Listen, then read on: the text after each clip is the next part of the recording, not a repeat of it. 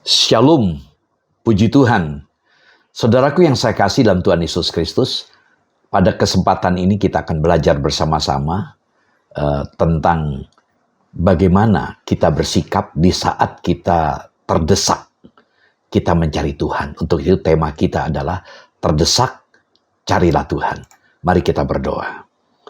Bapa kami dalam sorga, sungguh kami bersyukur buat waktu yang boleh kau berikan bagi kami untuk kembali, untuk belajar, memperhatikan firman-Mu, sehingga kami menyadari betapa pentingnya hidup doa yang boleh kami bangun dalam kehidupan kami sehari-hari. Kami rindu hidup doa kami, membuat kami semakin mengenal Engkau sebagai Tuhan yang berkuasa atas hidup kami. Terima kasih, kami bersyukur. Kami serahkan sepenuhnya pemberitaan firman-Mu ini dalam tangan-Mu, urapi hamba-Mu, dan setiap kami yang mendengarkan, Engkau berkati.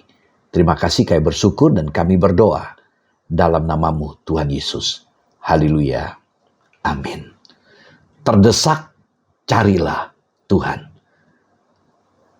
Saudara, kita merasa dalam saat-saat kita bergumul, kita seringkali merasa terdesak, semuanya buntu. Artinya, tidak ada jalan keluar, no way out. Hari ini kita akan belajar dari kehidupan Daniel. Tentu tidak semua ayat saya bacakan, secara keseluruhan bisa kita lihat, kita pelajari, Daniel 6 ayat 1-29.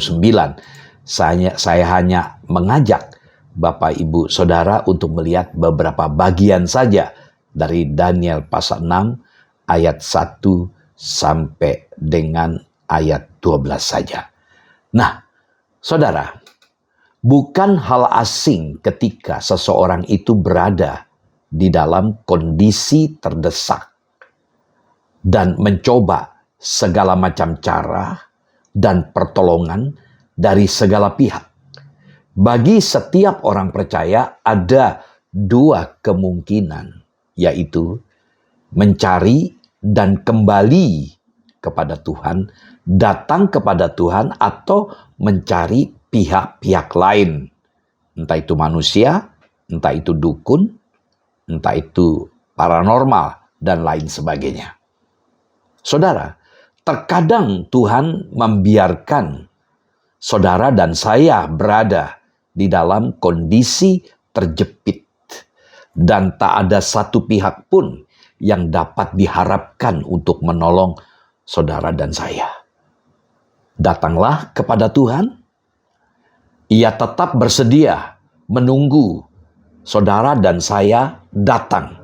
Dan ingat, Dia Tuhan mampu menolong, menyelamatkan kita. Saudara, mengapa hal-hal buruk itu terjadi pada orang baik?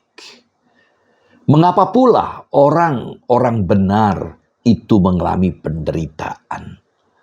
Pertanyaan yang sering tidak terjawab ini menjadi pergumulan setiap kita di saat kita diperhadapkan dengan pergumulan hidup.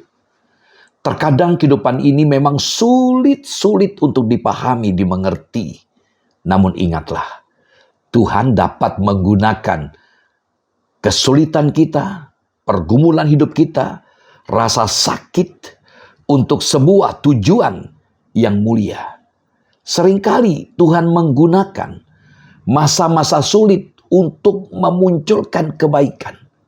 Kuncinya, kita harus terus tetap beriman kepada Tuhan. Nah, pada kesempatan ini, saudara, kita akan belajar dari seorang tokoh Alkitab yang bernama Daniel. Saudara, kita hanya melihat beberapa ayat dari satu pasal ini. Daniel 6 ayat 1-10. Lebih dulu saya akan bacakan. Daniel 6 ayat 1-10. Darius, orang Media, menerima pemerintahan ketika ia berumur 62 tahun. Lalu berkenanlah Darius mengangkat 120 wakil-wakil raja atas kerajaannya. Mereka akan ditempatkan di seluruh kerajaan. Membawai mereka diangkat pula 3 pejabat tinggi, dan Daniel adalah satu dari ketiga orang itu, kepada merekalah para wakil-wakil raja harus pertanggungan jawab supaya raja jangan dirugikan.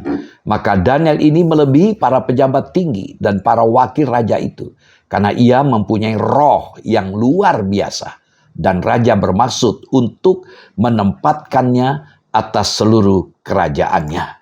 Kemudian para pejabat tinggi dan wakil raja itu mencari alasan dakwaan terhadap Daniel dalam hal pemerintahan, tapi mereka tidak mendapat alasan apapun atau sesuatu kesalahan, sebab ia setia dan tidak ada didapati sesuatu kelalaian atau sesuatu kesalahan padanya.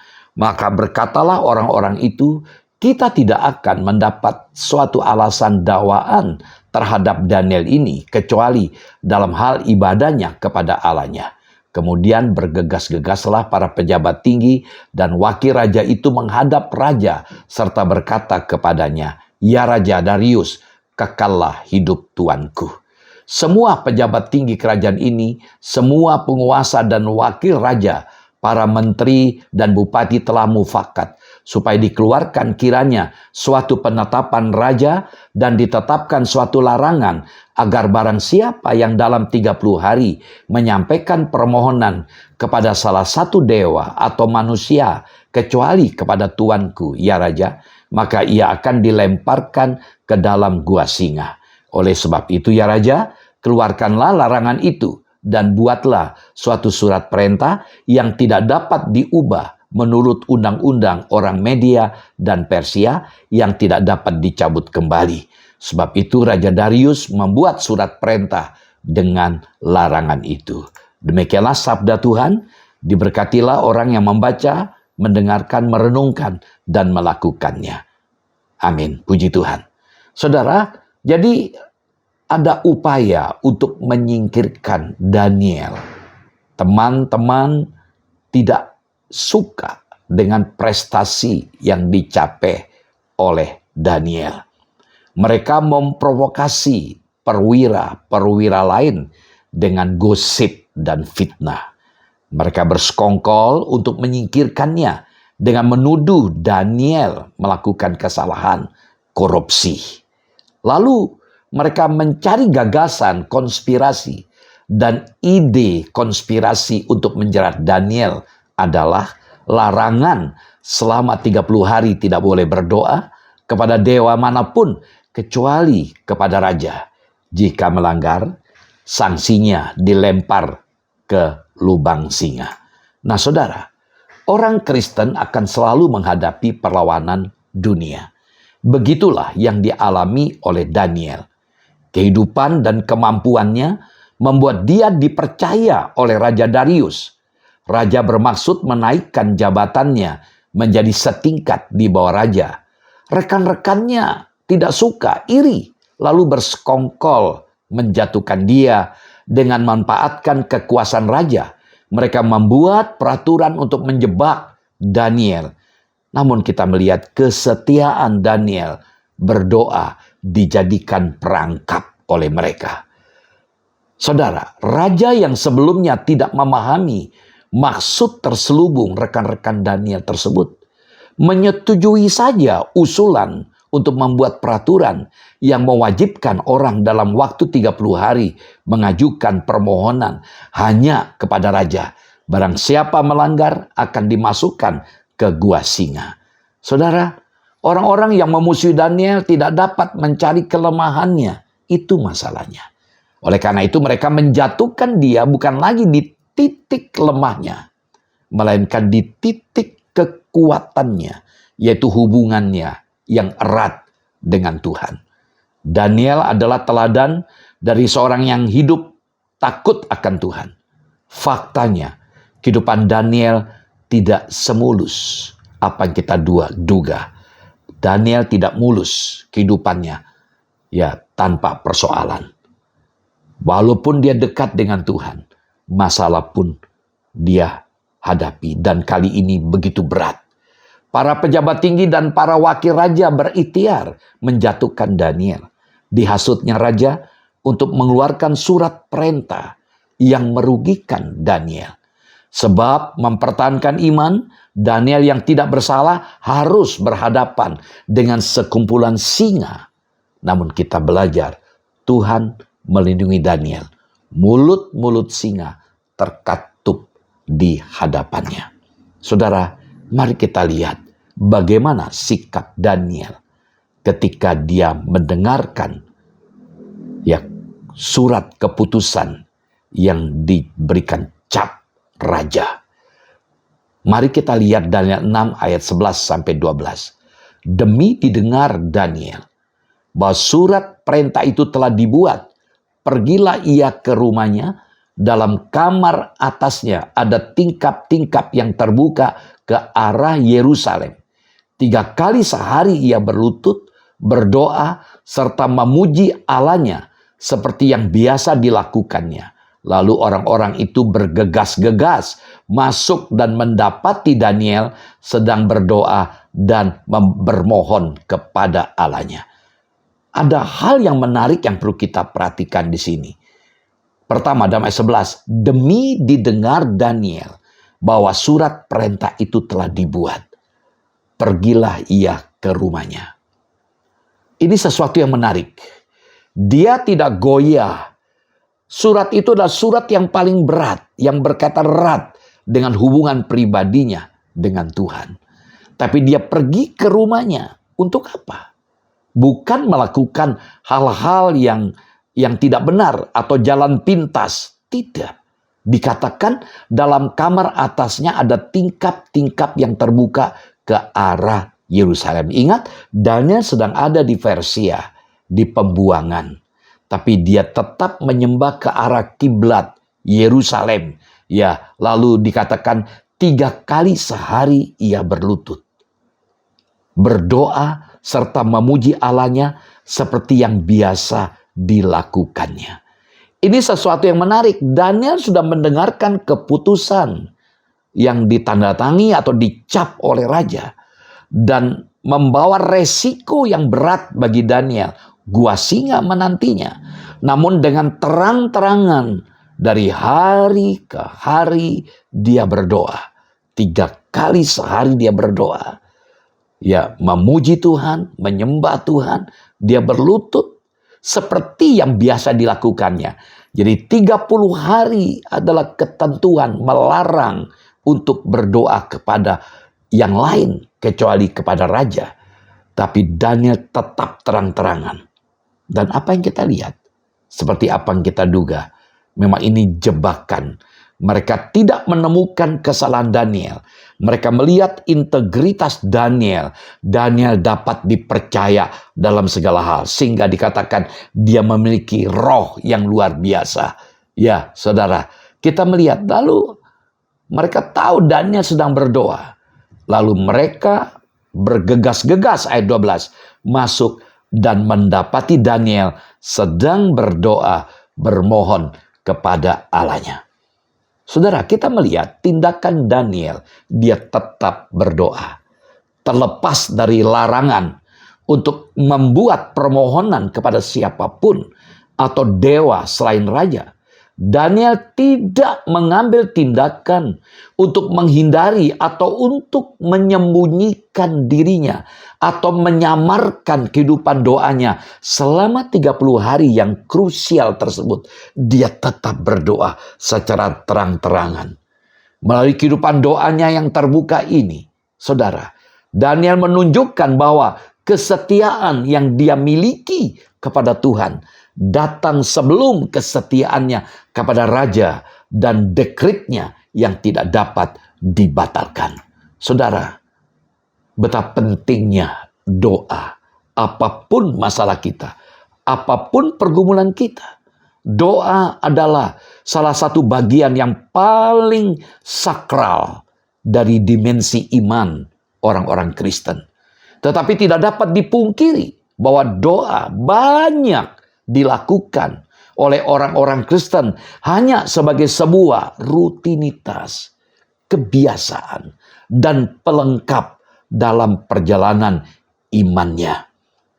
Saudara, doa itu merupakan alat komunikasi yang paling tepat digunakan orang percaya untuk bersekutu dengan Tuhan. Dan itulah yang dilakukan oleh Daniel. Dia tahu ini sesuatu yang berat. Tapi dia punya keyakinan bahwa segala sesuatu yang terjadi itu ada di dalam pengetahuan Tuhan. Memang dia tidak tahu solusinya bagaimana. Tapi karena dia memang pribadi yang betul dekat melekat kepada Allah. Meskipun berat, tapi itu menjadi gaya hidupnya. Yaitu datang kepada Tuhan. Dia berdoa. Dengan berdoa, dia berkomunikasi dengan Allah. John Calvin mengatakan demikian. Doa itu adalah suatu penghubung antara manusia dengan Allah. Meskipun Allah telah memberikan janji-janjinya, namun ia menghendaki agar umatnya meminta di dalam doa. Dan saya yakin itu yang dilakukan oleh Daniel. Doa bukan merupakan sekadar aturan. Doa bukan merupakan sekedar kewajiban. Namun doa adalah kehendak atau keinginan Tuhan yang perlu kita lakukan. Kita lihat hasil dari iman yang tahan uji. Singa tidak bergairah memakan daging Daniel. Ya, tentu singa ini singa kelaparan. Ya, tapi Daniel tidak dimakan oleh singa. Perhatikan, keyakinan Daniel bukan dibangun di dalam gua singa ini. Ya, di gua singa inilah kita melihat hasil dari iman yang tahan uji. Jadi di tengah kesukaran yang kita hadapi saat ini, iman kita juga mungkin menghadapi tantangan. Mudah sekali bagi kita untuk berkompromi, melakukan hal-hal di luar apa yang Tuhan kehendaki.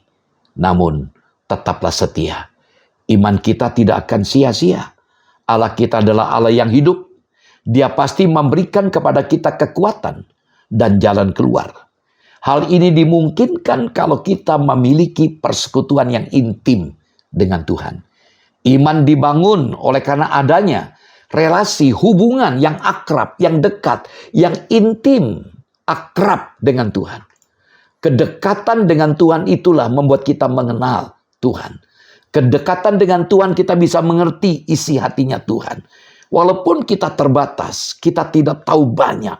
Tapi dengan kedekatan kita dengan Tuhan, kita percaya bahwa Dia mampu mengatasi apapun masalah kita. Karena itu tekanan dari firman Tuhan saat ini.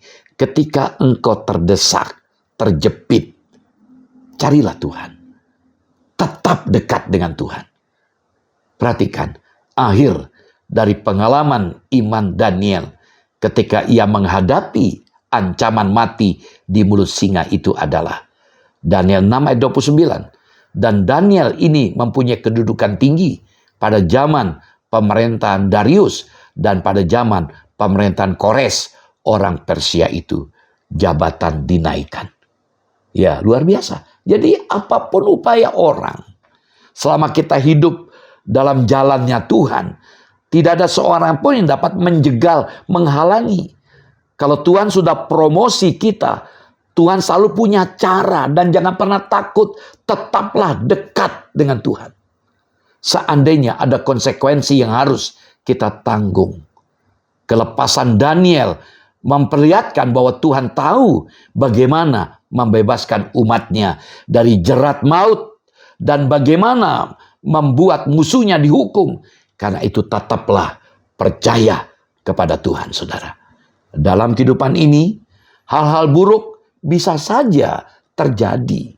Penderitaan dapat muncul. Ya, rasa sakit mungkin tidak terelakkan. Namun, bersama dengan Tuhan, kita tidak perlu merasa takut atau gentar. Seperti Daniel, teruslah kita beriman kepada Tuhan. Kasih Tuhan menaungi diri kita sehingga kuat dan mampu menanggung segala perkara. Kuasa Tuhan menolong, mengubahkan segala penderitaan, pergumulan, rasa sakit, serta penderitaan menjadi kebaikan dan keuntungan. Roma 8:28, Tuhan turut bekerja dalam segala sesuatu untuk mendatangkan kebaikan. Kisah Daniel, saudara, mengajarkan dan memberikan teladan bagi kita tentang keberanian beriman yang utuh kepada Tuhan. Karena apa? Karena adanya relasi yang intim dengan Tuhan. Kedekatan dengan Tuhan membuat dia berani. Iman yang sedemikian itulah yang benar di hadapan Tuhan. Di masa perjanjian baru ini, saudara, kuasa kemenangan Kristuslah yang memampukan saudara dan saya, setiap orang beriman, untuk bertahan menghadapi berbagai tantangan dan tekanan hidup. Teruslah beriman, membuat kita dapat senantiasa melihat kebaikan Tuhan. Bahkan dalam situasi terburuk sekalipun, kita melihat Tuhan itu baik.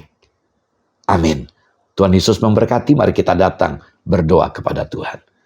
Terima kasih Bapa buat firman-Mu. Kami boleh belajar dari Daniel, Tuhan. Kami tahu hidup ini tidak luput dari masalah. Tapi kami boleh membangun kehidupan iman kami dari upaya persekutuan yang kami bangun dengan Engkau. Kedekatan kami dengan Engkau membuat kami mengenal Engkau. Dari pengenalan inilah yang membuat kami tetap percaya dalam situasi apapun. Biarlah malam ini kami boleh belajar untuk bersama-sama, untuk merenungkan kembali hakikat kehidupan kami. Ketika kami dekat dengan Engkau, bahwa tidak ada perkara yang mustahil. Bahkan Engkau bisa membuat masalah itu menjadi batu lompatan, batu loncatan. Untuk kami berpijak, melihat, naik ke next level, di mana kebaikan Tuhan diberikan bagi setiap kami. Terima kasih, teguhkan setiap panggilan hidup kami. Engkau mau jamah setiap kami, apapun pergumulan hidup kami. Kami bersyukur dan kami berdoa dalam nama-Mu Tuhan Yesus. Haleluya. Amin. Shalom. Sampai jumpa lagi. Tuhan Yesus memberkati.